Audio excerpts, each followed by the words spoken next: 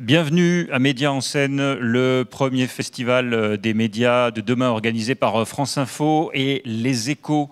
On aurait aimé ne pas refaire une énième fois ce débat aujourd'hui, mais malheureusement, l'actualité et l'évolution de la société fait qu'on est obligé de reposer cette question. La télévision est-elle représentative aujourd'hui de la société et les médias en général?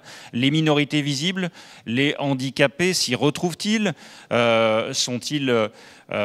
Pourquoi alors que les vedettes des réseaux sociaux aujourd'hui, comme Instagram, comme YouTube, sont beaucoup plus représentatifs de la jeunesse et que les jeunes y adhèrent fortement, pourquoi dans le même temps les médias que l'on appelle mainstream, les médias généralistes, eux, sont plus en retard sur les minorités, sur les handicapés, sur la présence des femmes, parfois même dans les médias, même s'il y a eu beaucoup d'évolutions.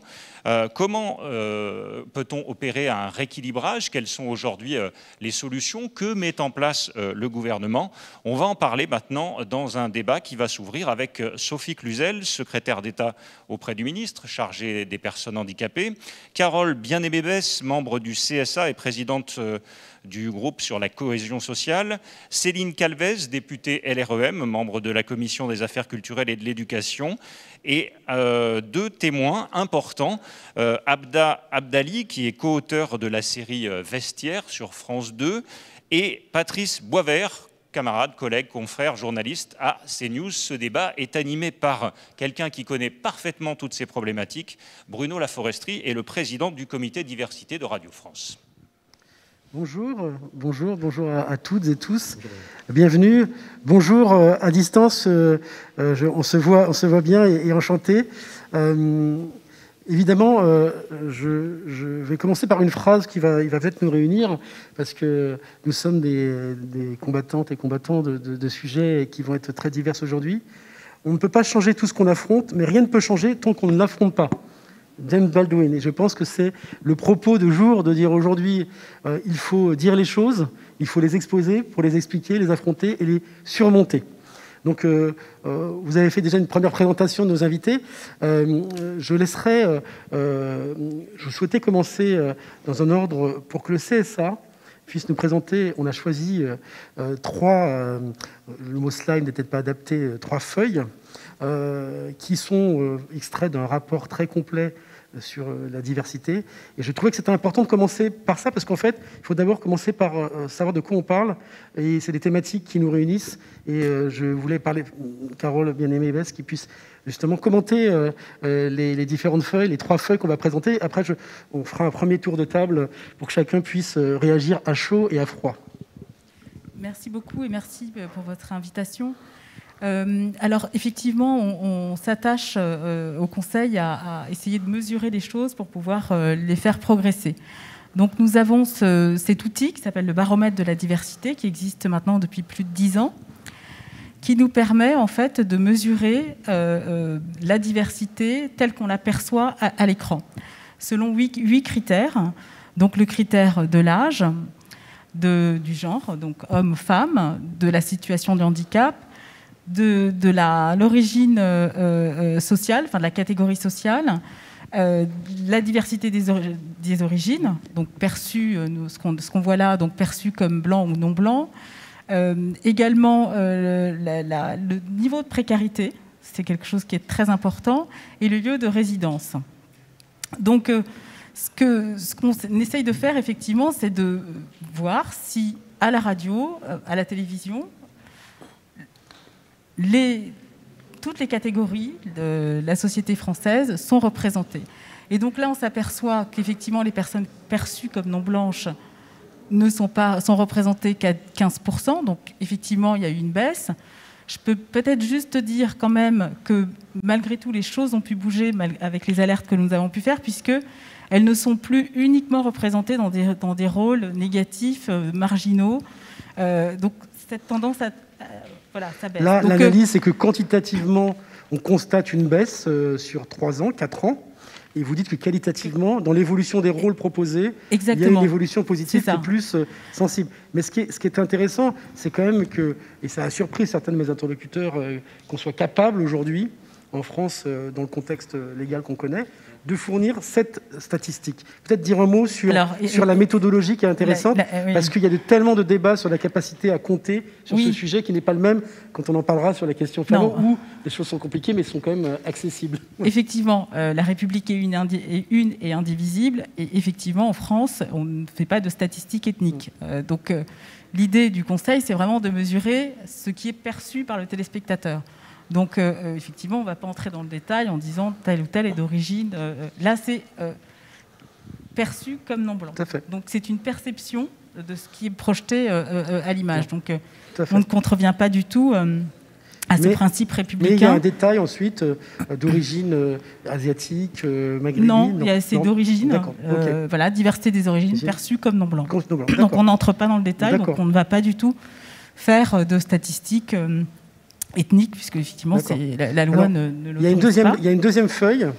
Donc en fait, ce qu'on s'aperçoit aussi, c'est que finalement la représentation des femmes, on a beau être 52% de l'humanité et de la population française, eh bien les femmes ne sont pas représentées à ce niveau-là. Elles sont effectivement représentées à hauteur de 39%. Et ce qui est intéressant, c'est que dès que ce qu'on appelle le syndrome de l'intersectionnalité, c'est-à-dire qu'une femme en situation de handicap sera encore moins bien représentée qu'une femme qui n'est pas handicapée.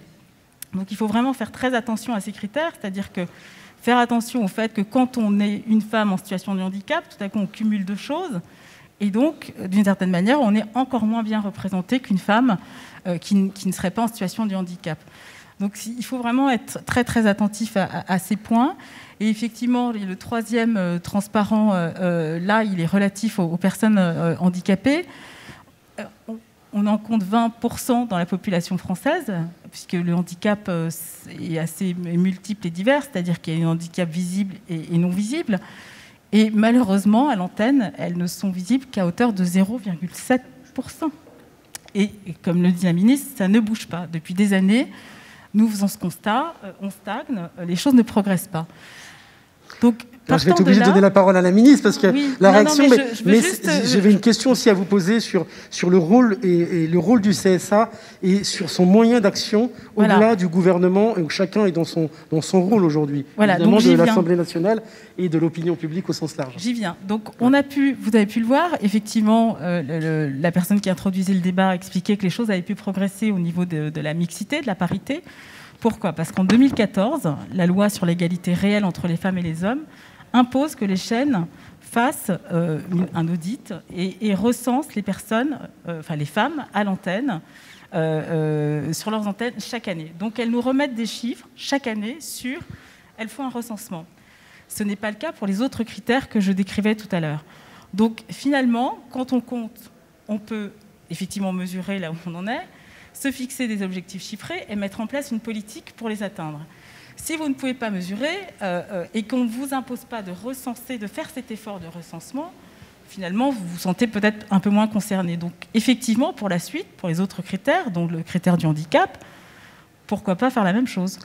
Et je sais que vous commencez dans quelques jours, suite à la parution du rapport diversité, des nouvelles auditions de vos interlocuteurs, parce que ça se fait sur la base aussi du volontariat et sur la base de l'auto-évaluation et aussi de l'évaluation extérieure.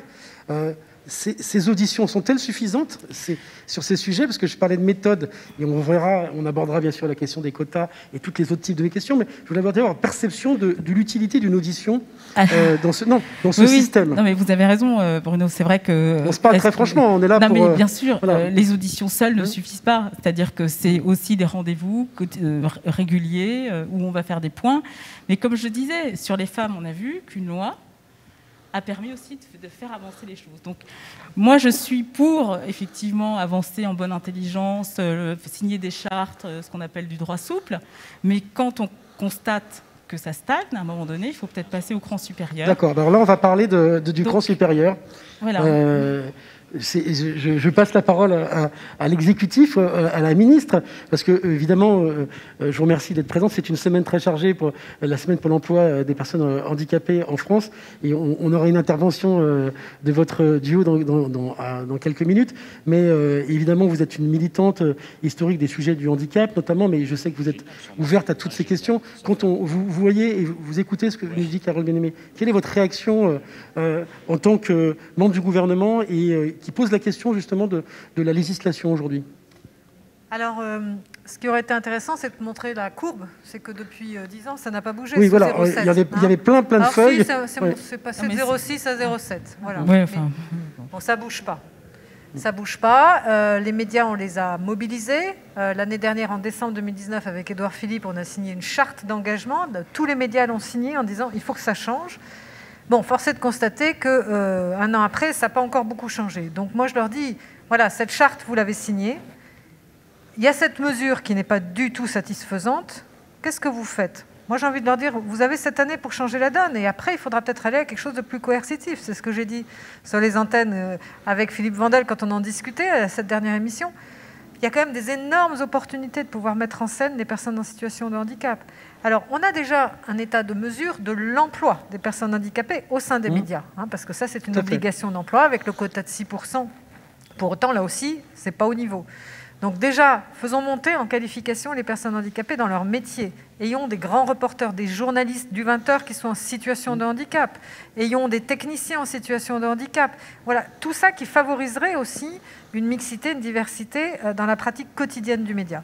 Et après, sur la représentation, moi, je n'ai pas peur de dire que le handicap fait de l'audience. C'est prouvé, et c'est éprouvé vraiment, et c'est comptabilisé. Là, je vois quelqu'un qui sourit mais lui, à distance. Lui, il fait de l'audience, mais dès qu'il apparaît, cher Ada, je te salue. Ils sont nos grands témoins, donc évidemment, je vais leur donner la parole. Mais le handicap fait de l'audience, que ce soit sur les longs métrages, sur les courts métrages, sur les documentaires, à chaque fois, ça explose tous les plafonds. Donc n'hésitez pas, allez-y massivement. Puis on a des grands événements sportifs. Je suis désolée, le parasport n'est pas assez retransmis à la télévision.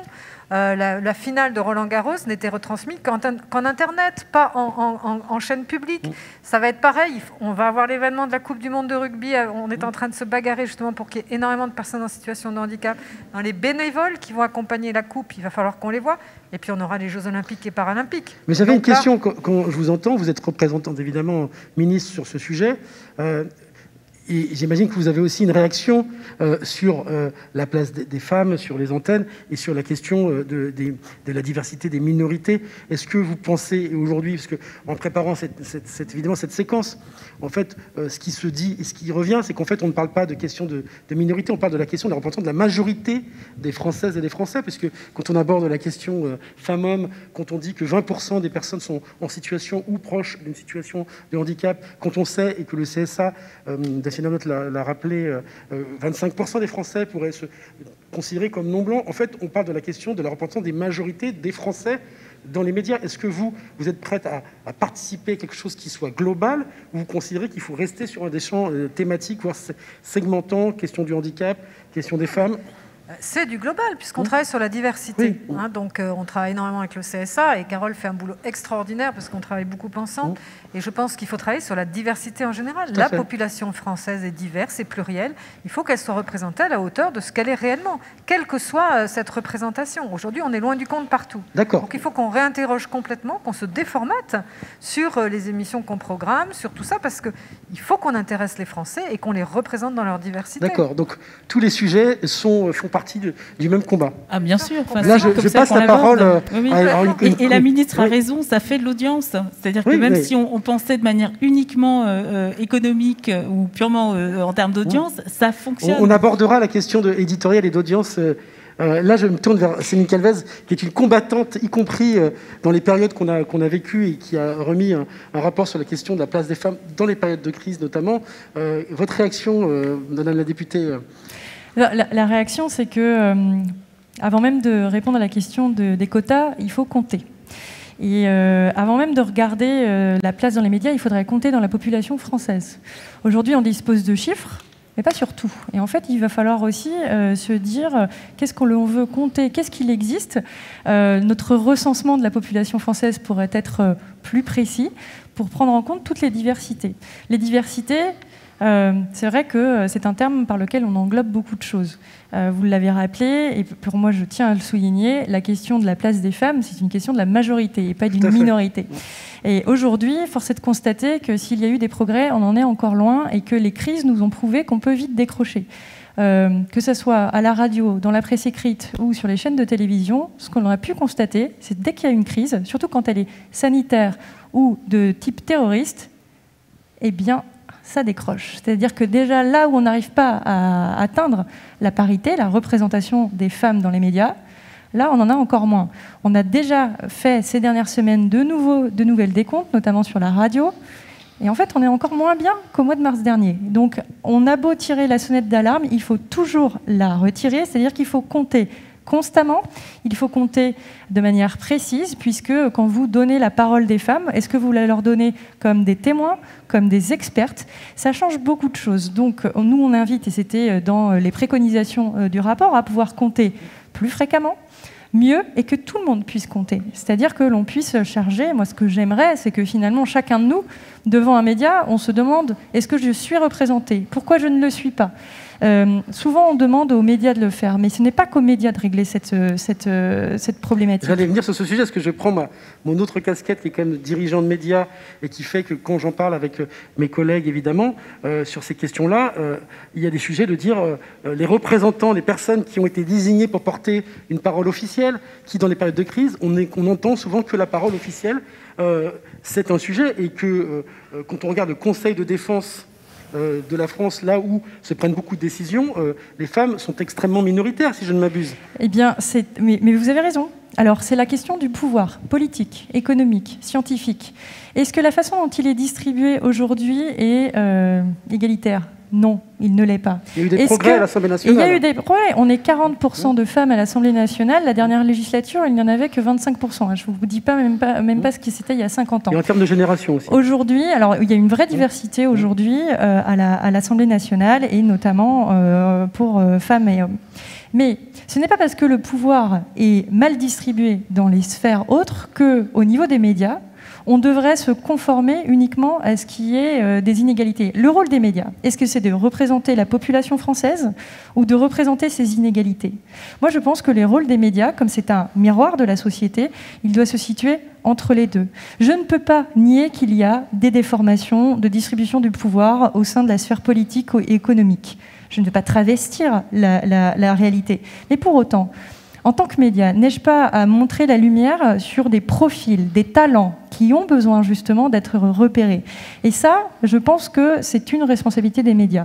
Là où vous avez raison, c'est que quand nous avons des interlocuteurs qui proposent uniquement des hommes comme interlocuteurs, comme porte-parole... Qui refusent que leurs collègues femmes, pour certaines, viennent leur parler à leur place, ce qui est aussi un autre biais réel. C'est un biais, mais ça ne vous facilite pas la tâche en tant que média. Il faut aussi que les institutions, qu'elles soient publiques ou entreprises, mettent un effort sur la façon dont ils désignent leur porte-parole. Et ça aidera les médias à faire mieux votre travail, ça aidera les expertes à aussi voir leur voix portée, et je pense que c'est un combat de tous. Donc c'est pour ça qu'au sein de notre rapport, on a 26 préconisations qui sont sous différents leviers.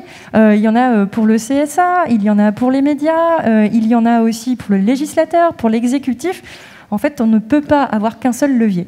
C'est vrai que le rapport et tout ce qui a été fourni, aussi bien par le CSA, par le travail, est extrêmement dense. Et souvent, il y a la question, si vous avez 5 minutes pour comprendre quels sont les sujets, 15 minutes, et puis des centaines de pages qui correspondent à une politique publique. C'est important quand même à ce stade-là que nos deux témoins, et nous sommes donc à parité, certes à distance, mais à parité aujourd'hui. Ça fait exprès. Voilà, je ne sais pas, c'est Patrice Boisfer. Évidemment, une réaction sur ce qu'il m'a dit, et une question. Alors, vous êtes journaliste et vous avez travaillé dans le privé comme dans le public, et aujourd'hui à Canal+, CNews. Est-ce qu'on doit être une télé-réalité, représenter ce qui est la réalité française au sens des diversités, au sens large, et des expressions, y compris sociales? Je ne sais pas si on doit. Très sincèrement, je ne sais pas si on doit. Mais ce qui est vrai, et ça a déjà été dit, et je vais le répéter, c'est que pour moi, c'est une situation win-win. C'est du gagnant-gagnant. Ça fait de l'audience. Ce sont pour moi des contenus différents qui dit différent ne dit pas qu'ils sont moins bons, qui vont être différents, qui vont accrocher. Ils vont accrocher un autre type de population. Vous voyez?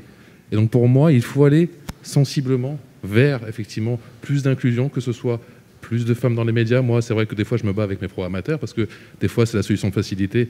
Et Céline Calvez en parlait. C'est la solution de facilité. Tu as déjà tous tes numéros sur telle ou telle problématique, telle ou telle thématique. Par exemple, sur le terrorisme, tu vas voir tous les spécialistes. Mais très souvent, ce sont des femmes. Alors, très souvent, pardon, ce sont des hommes. Alors, j'ai quelques femmes aussi. Et je me permets des fois de rappeler les numéros. Après, appelle un tel, appelle un tel, appelle un tel. Mais c'est vrai que très souvent, c'est pas méchant, mais ce sont des réflexes. Des réflexes, il faut très certainement bannir. Voilà. Moi, je pars du principe que j'ai commencé ce métier il y a 20 ans, que je me suis toujours senti privilégié parce que j'ai toujours bossé, et que c'est vrai que j'ai eu beaucoup de témoignages avec des gens qui me disent « j'ai du mal, c'est difficile ». Du fait de leurs origines, notamment ? Pas toujours, pas seulement, mais déjà parce que c'est un milieu assez restreint, mais c'est très souvent qu'il faut avoir ou la carte ou avoir la connexion. C'est pas seulement un problème d'origine, c'est que des fois il faut avoir aussi le réseau. Il faut aussi avoir la chance, parce que moi j'avais pas de réseau, et c'était une rencontre, un coup de chance, et c'est vrai qu'il faut arriver à pouvoir mettre entre guillemets le pied dedans. Et donc je reviens à ce que je disais au tout début, pour moi, je sais pas si on doit, mais pour moi, ça me semble logique parce que, bon, après, je suis parisien, j'habite à Paris, je vois une société multiculturelle, cosmopolite, et du coup, j'ai envie de me dire, il faut s'adresser à tous ces gens-là. Et ce qui est bizarre, c'est qu'on parlait de la radio, de la télé, de la presse écrite. Ceux qui se sont le plus adaptés, si je puis dire, ces 10, 15, 20 dernières années, c'est la pub. Et je crois que ce sont des spécialistes en marketing. Ils ont une cible, ils la visent, ils savent comment leur parler. Et je ne comprends pas du coup toujours pourquoi la télé ne le fait pas, pourquoi la radio ne le fait pas, et pourquoi la presse écrite ne le fait pas. On finira cet échange sur les leviers justement et les solutions. Mais il faut absolument que je donne la parole à Ada Abdelli, qui est à distance, je crois, à Marseille, si je ne m'abuse. Bonjour, on se voit. Et avant, vu que vous êtes auteur, comédien, vous avez donc des images à nous montrer. Et donc la régie va envoyer un petit film pour qu'on puisse se rendre compte nous-mêmes, pour ceux qui ne connaissent pas, j'imagine que c'est peu de gens qui ne connaissent pas Vestiaire, de quoi vous êtes l'origine de ce formidable de programme.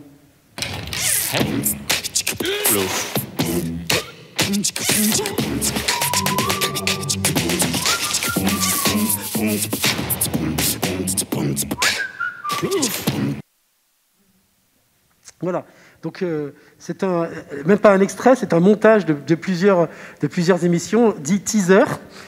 On essaye de toujours trouver des mots français. Je m'occupe aussi de la langue française. Tu vois l'effort, vous voyez l'effort que je fais parce que c'est présenté dans le déjà sur slide, il y a eu un bel effort sur slide. Voilà, mais j'y veille, même si...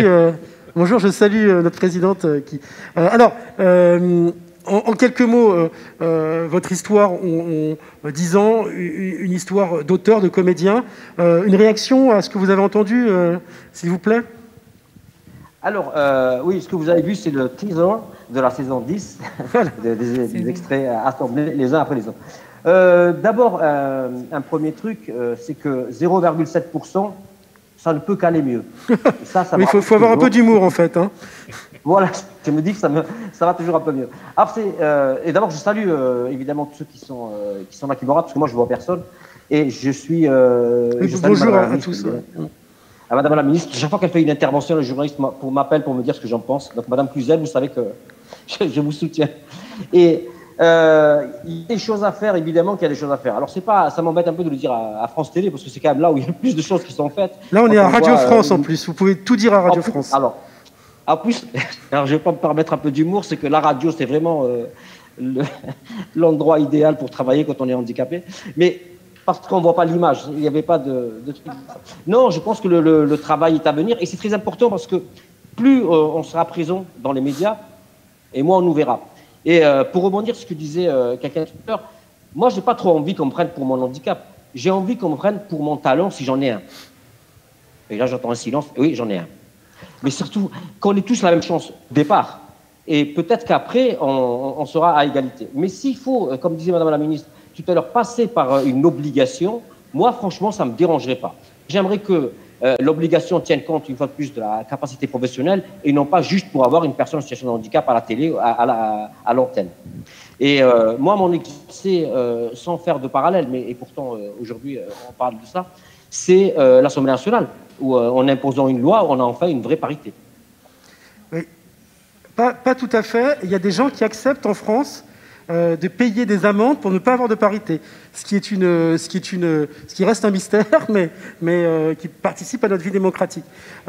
C'est vrai que là, on parle d'obligation. C'est vrai que je préfère le mot d'obligation au mot de quota en ce qui me concerne, parce que souvent, il y a l'obligation de moyens, l'obligation de résultat.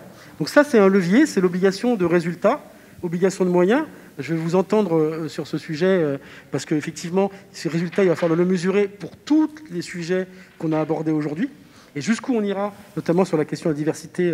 Là, on parle de non-blanc, il faut voir comment on l'appelle, mais c'est un vrai sujet politique qui est complexe. Donc ça, je pense que c'est important d'en parler avec tous les autres sujets. Et aussi, un deuxième élément, je me posais la question, est-ce que finalement, on n'est pas dans un débat du passé? Parce que quand on regarde les nouvelles générations, et quand on voit où se font les contenus aujourd'hui, où se font l'audience, où se fait l'audience, c'est-à-dire des moins de 25 ans, voire des moins de 30 ans. Alors évidemment, sur quelques plateformes, dont je ne citerai pas le nom, je peux le citer, on en a parlé, ils étaient là, Netflix, qui est quand même un opérateur que quand on voit dans la journée, en heure, et quand on voit surtout où ça se passe sur YouTube et sur Internet, et quand on voit que les influenceurs, influenceuses, les héros de cette génération, la question de la parité, la question de la diversité, la question de la représentation, y compris des questions de handicap, des héros. Donc deux questions, obligation de résultat, lesquelles, par quels moyens réels, donc législatifs, peut-être que je vous passerai la parole sur ce sujet, et deux, finalement, est-ce que ce n'est pas un débat du passé? Je provoque obligatoirement, mais de dire que cette question des médias audiovisuels qui touchent un public plus âgé est en train de se décaler d'une réalité de ce que vivent les jeunes générations. Moi, je veux bien commencer par votre deuxième question. Elle est très intéressante parce qu'elle fait appel au côté naturel de l'évolution. Alors on pourrait se dire, vu que les plus jeunes regardent d'autres médias qui ont incorporé ces codes de diversité, tout va aller bien. Ce serait supposer que les médias dits traditionnels vont être oubliés, ce qui ne vous encourage pas beaucoup. Tout à fait. 2, ça voudrait se dire que ce qui est naturel reste naturel quand on est dans une société parfaite, ce qui n'est pas le cas. Aujourd'hui, vous avez des jeunes journalistes qui sont convaincus de l'intérêt de la diversité, mais qui se retrouvent dans des situations qui ne les encouragent pas à garder cette conviction. Genre de discrimination réelle. Des discriminations qui vont jusqu'à les toucher vraiment très personnellement, donc dans les organisations, mais aussi ça a un effet sur les contenus. Donc ce n'est pas d'accompagner cette tendance naturelle à la jeunesse que ça ne va pas suffire. Ce qui fait qu'il faut pouvoir aborder très concrètement la question des quotas. Moi, j'étais contre les quotas avant. Et j'ai bien vu que sans les quotas, on n'a personne au conseil d'administration, vous n'auriez pas 40% de femmes à l'Assemblée nationale, sans passer par les quotas. Et ça ne suffit pas, bien sûr, il faut du volontarisme politique aussi. Si vous voulez investir dans les circonscriptions des femmes, il faut que ces circonscriptions soient données gagnantes. Autrement, c'est bien sûr... Alors là, on a le mot quota, une députée qui s'exprime et qui dit clairement les choses, donc qui envisage un travail législatif. Le CSA dans tout ça, donc votre rôle par rapport à ce sujet de quota? Alors, moi, je vais revenir à la première question. Oui, c'est un débat du passé? Absolument pas. Je veux dire, avec les chiffres qu'on vient d'évoquer. C'était de la provocation, oui, mais vous avez bien donc, compris. Mais... C'est évidemment un débat du présent. Médias traditionnels versus médias numériques. Je crois qu'aujourd'hui, la convergence nous prouve que ça concerne tout le monde. Par ailleurs, les médias traditionnels restent les médias les plus fédérateurs. Vous prenez... des prises de parole politiques, des grands événements sportifs, le suivi de scrutins, des grands rendez-vous aussi de fiction ou même de magazines. Je veux dire, les Français se retrouvent encore devant ces médias traditionnels qui restent fédérateurs, et on l'a bien vu pendant le confinement. Ensuite, la question de compter de quotas. Alors effectivement, le législateur, en la personne de Céline, a pu nous donner effectivement son point de vue. Moi, je crois qu'effectivement, on a pu le voir pour les femmes, qu'à partir du moment où on compte, on se fixe un objectif de se dire on va tendre vers la réalité, du coup, on définit une politique très claire de programme. Il faut ouvrir, c'est-à-dire qu'à un moment donné, les équipes qui sont chargées de fabriquer les programmes, je veux dire que ce soit les scénaristes, les directeurs de casting, les journalistes, doivent aussi être ce reflet. Donc si vous avez des équipes qui proviennent, je parlais de l'origine du lieu de résidence, parce qu'effectivement il faut aussi représenter tous les territoires, Mais si vous avez effectivement des équipes qui ne sont composées que de la même catégorie sociale, venant du même arrondissement de Paris, dont les enfants sont scolarisés dans les mêmes écoles, qui ont le même genre, donc qui sont qu'un genre masculin, vous ne pourrez pas le voir à l'antenne. Donc il faut diversifier les équipes, il faut intégrer des personnes en situation de handicap. Enfin, moi j'assistais à une table ronde du CNCPH, il y avait une journaliste qui vient de Radio France d'ailleurs, qui est aveugle, qui fait des reportages absolument incroyables, et elle apporte quelque chose de plus qui fait qu'effectivement on retrouve ça sur aucune autre antenne et que ça fait un succès incroyable d'audience. On est dans une situation où le législateur, l'exécutif et le conseil de surveillance sont d'accord. Donc là, vous dites, on se donne encore un an, Madame la Ministre, qu'est-ce que vous avez dit en disant il faut se donner encore un an, mais dans un an, il y a les élections présidentielles, dans 18 mois exactement, un peu plus. Est-ce que c'est des choses qui se font, faut attendre, ou c'est des sujets qui doivent être portés pendant ces périodes politiques où les Français font des choix? Est-ce que c'est le moment venu où il faut encore attendre? Vous savez, on ne réglera pas tout par le quota. Il faut le mettre en place parce que ça avance pas assez vite. Mais je vais vous donner un exemple. C'est le quota dans les entreprises d'obligation d'emploi. 1987, la loi qui impose 6%. 1987, 33 ans après, on est à 3,9 dans les entreprises privées, 5,8. Donc le quota ne fait pas tout. Le quota est un objet de mesure intéressante. Mais à partir du moment où le patron d'une chaîne ou le patron d'un média n'est pas mobilisé, ça ne changera pas. C'est toujours ça et c'est toujours comme ça qu'on y est arrivé. Donc il faut absolument donner les leviers, changer les équipes de base, comme l'a dit très justement Carole, c'est-à-dire que si vous créez un film avec exactement les mêmes profils, ça ne changera jamais. Donc pour ça, il faut faire monter en qualification la diversité aussi. Il faut que les femmes accèdent à des métiers d'ingénieurs, il faut que les femmes accèdent à des métiers de grands reporters pour pouvoir influer sur les décisions qui sont prises. Dans les créations, il faut qu'il y ait dans les équipes, il faut qu'il y ait des femmes, il faut qu'il y ait de la diversité. Sinon, on ne changera jamais, on sera toujours formaté de la même façon. Donc ça veut dire qu'il faut quota, il faut les leviers, il faut pouvoir faire monter en qualification sur ces métiers de l'audiovisuel, que ce soit de la production, que ce soit de la réalisation, que ce soit des techniciens, la diversité elle-même. Parce que sinon, on ronronne toujours dans le même cercle et dans les mêmes idées reçues et les préjugés qu'on peut avoir. Tout à fait.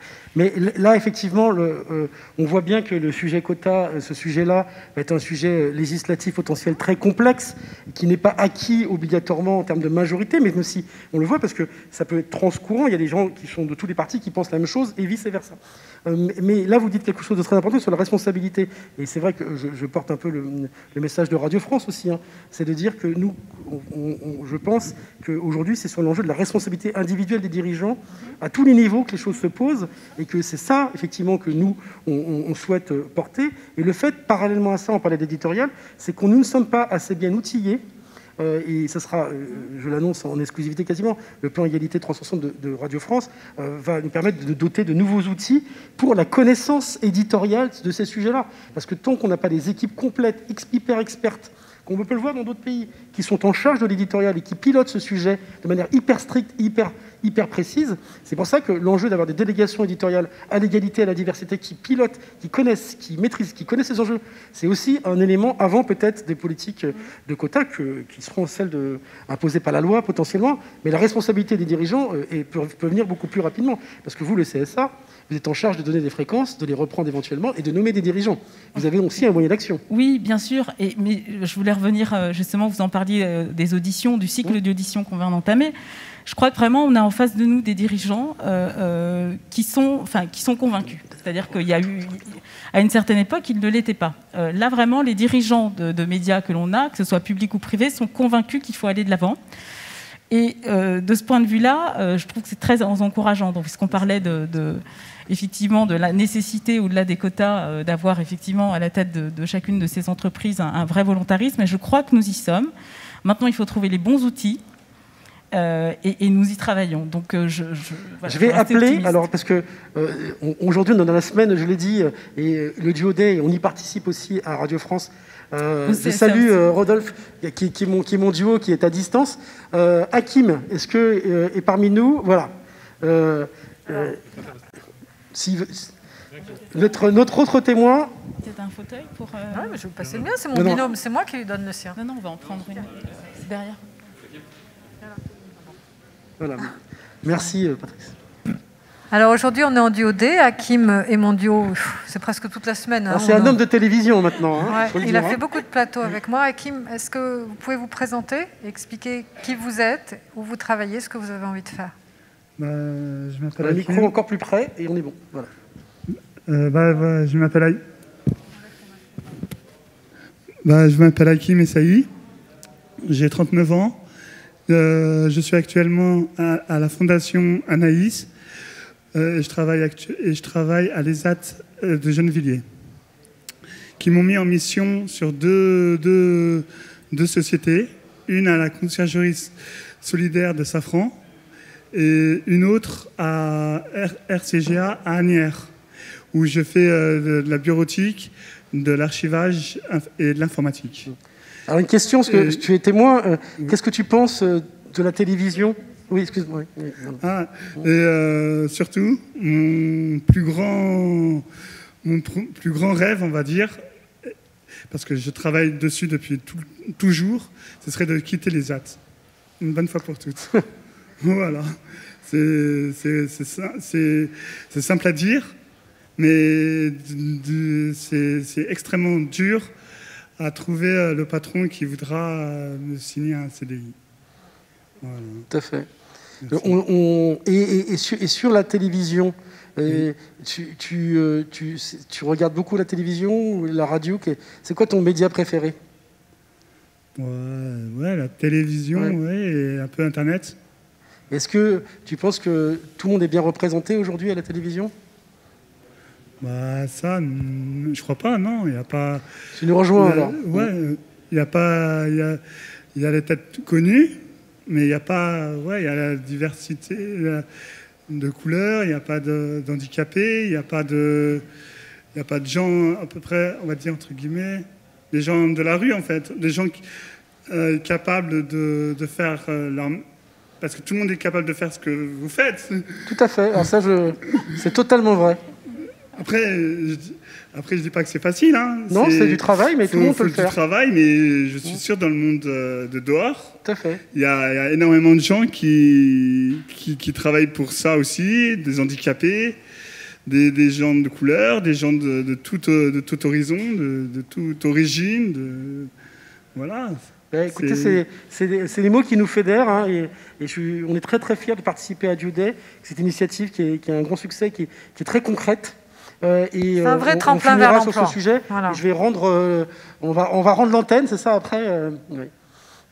C'est la Semaine européenne de l'emploi des personnes handicapées. Tout le gouvernement est mobilisé pour ce sujet-là, surtout dans cette crise économique. Il nous fallait maintenir ce Duo Day, même s'il est pour beaucoup en distanciel, comme le vôtre, parce que je pense qu'il faut garder vraiment cette ouverture de l'entreprise, cette façon de pouvoir un dialogue social au sein de l'entreprise pour la diversité, dire que l'emploi des personnes handicapées est un enjeu social et sociétal.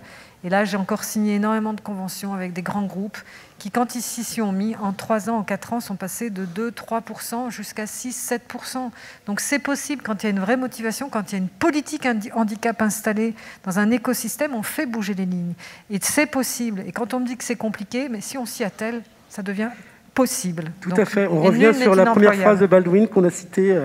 Voilà, il faut affronter les choses pour les changer. Je vous remercie. C'était une table ronde assez diverse. Et je rends la parole à mes collègues et camarades. Et bravo pour Média en scène.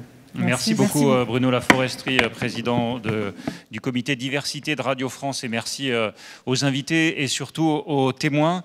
Rendez-vous est pris, donc on a entendu qu'il y avait des engagements pour une évolution. L'année prochaine, probablement à Média en scène, on va réouvrir ce débat et on verra si on a encore progressé sur la diversité dans les médias. Une table ronde comme toutes celles de Média en scène que vous pouvez retrouver dans les prochaines heures en replay. À tout de suite.